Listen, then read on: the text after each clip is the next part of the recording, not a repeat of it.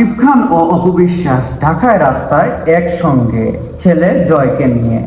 দেশের শতাধিক প্রেক্ষাগৃহে চলছে শাকিব খানের তাণ্ডব সিনেমা। ঈদের দিন থেকে সিনেমাটি দেখতে দর্শকের উপচে পড়া ভিড়। টিকিটের জন্য হাহাকারের খবর শোনা যাচ্ছে। কোনো কোনো প্রেক্ষাগৃহে রাত 12টার পর সিনেমাটি বিশেষ শো হচ্ছে। শাকিবের সিনেমা নিয়ে যখন মাতামাতি তুঙ্গে, তখন শাকিবকে দেখা গেল কোনো প্রেক্ষাগৃহে নয়, পরিবারের সঙ্গে সময় কাটাতে। শাকিব খান তার সিনেমার মুক্তির পর সব সময়ই নির্বিকার থাকেন।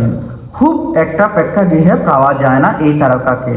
ঈদের সময়টা তিনি বরাবরই পরিবারের সঙ্গে কাটাতে পছন্দ করেন। এই চিত্রনায়ক এবারের ঈদের ছুটিতে সন্তান আব্রাহাম খান জয় ও তার মা চিত্রনায়িকা অপু বিশ্বাসের সঙ্গে বের হয়েছিলেন। এমন একটা ভিডিও চলচ্চিত্র মাধ্যমে ভাইরাল হয়ে যায়। অপু বিশ্বাস ও শাকিব খান। সেখানে দেখা যায় শাকিব খান ও তার সন্তান আব্রাহাম খান জয় ও অপু বিশ্বাস একই রকমের মাস্ক পরে গাড়িতে উঠছেন। গাড়ির সামনে আসেন শাকিব খান ও আব্রাহাম বসেন। গাড়ির পিছনে উঠলেন অপু বিশ্বাস।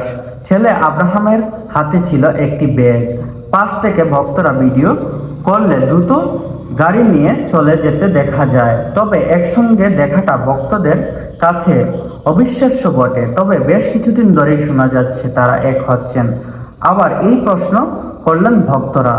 এই গুঞ্জনের মধ্যেই ভিডিওটি তাদের একসঙ্গে দেখার ঘটনা চলমান গুঞ্জনকে নতুন উচ্ছ্বাস দিল।